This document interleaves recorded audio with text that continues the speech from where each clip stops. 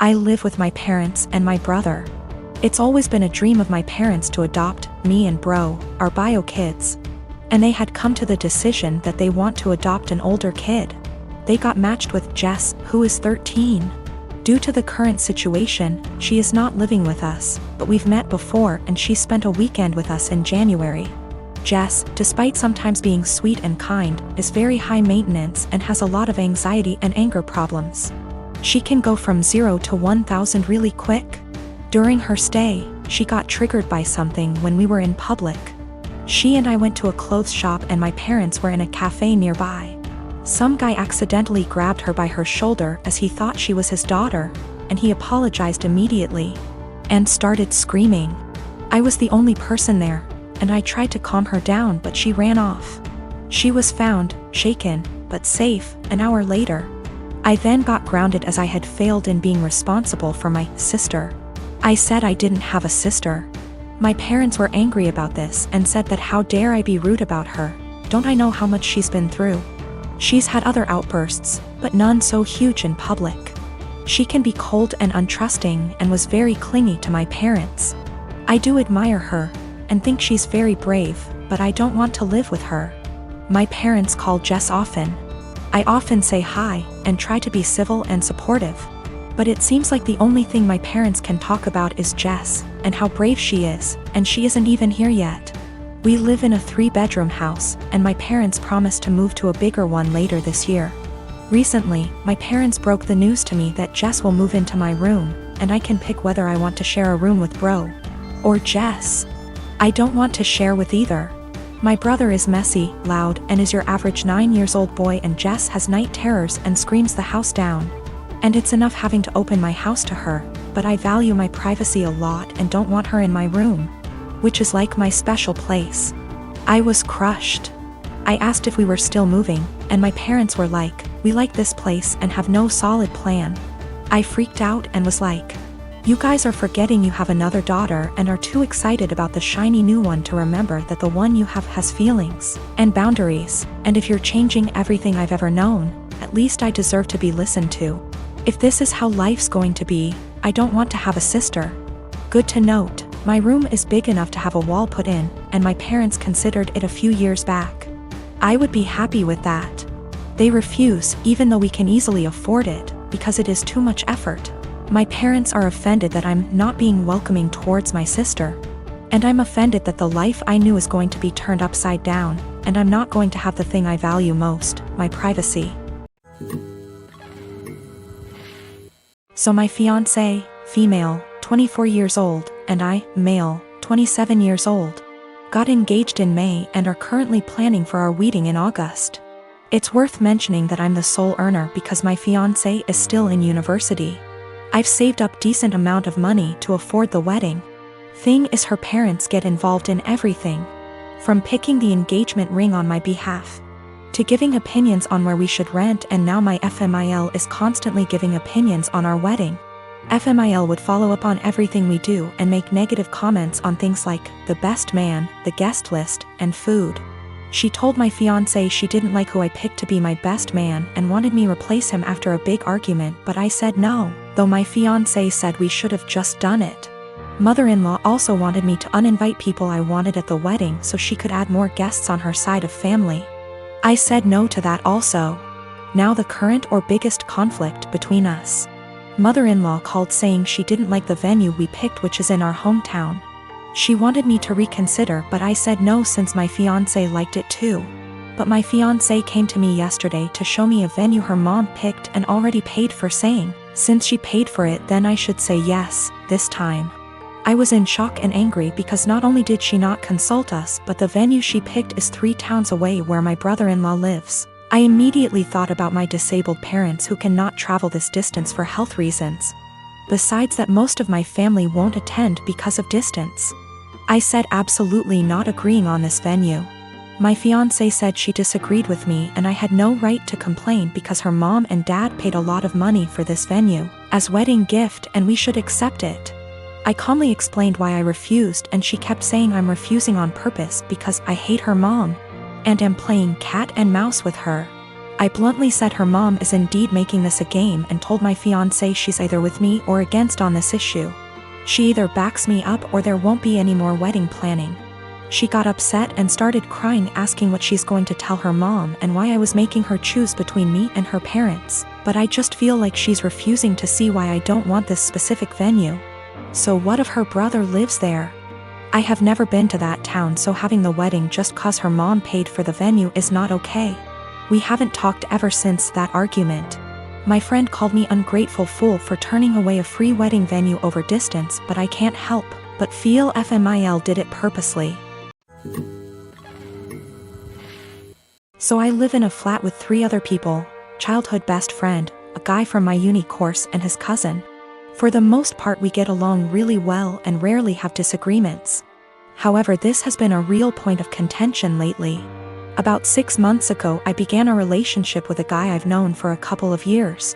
I know it's still a fairly new relationship, but I really like him, he makes me really happy and we're pretty serious about each other. Up until recently, he would come visit me at my flat 3 to 4 times a week. This was mostly due to the fact that I have chronic fatigue and going on proper dates can be really challenging for me. Instead of going out to dinner or a film or whatever, we'd just chill in my room or the living room, watch TV and get takeout or cook together. I didn't really consult anyone about this say. All the other flatmates have their partners over as often if not more so, and he rarely spends the night and usually leaves before 10 p.m. because of his work schedule. So the issue, 2 weeks ago, comes to me and tells me that I need to stop having my boyfriend over because it's starting to get annoying. I asked her why and she said it's irritating to have someone who doesn't live there, skulking around all the time.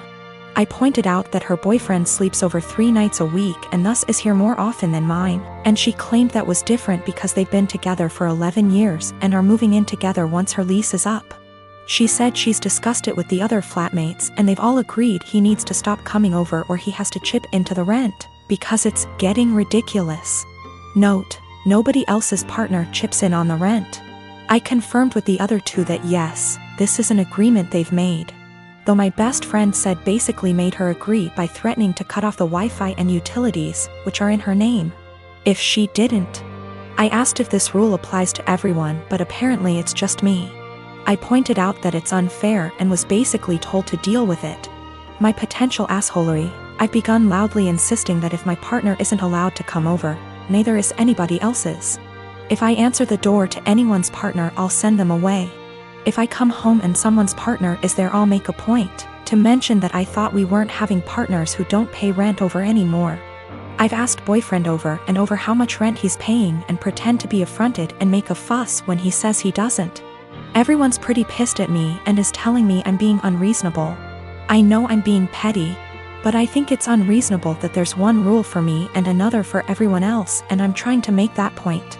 Am I really the asshole here? Some questions people keep asking. If I knew of something my boyfriend was doing to be annoying / if anyone had told me that he was doing something, I'd have included it. I'm not aware of anything he does, and when I ask why doesn't like him, I just get a shrug and just do. I will also state I'm bi, and she's never had an issue with any female partners I've had. We don't hang out in the living room much.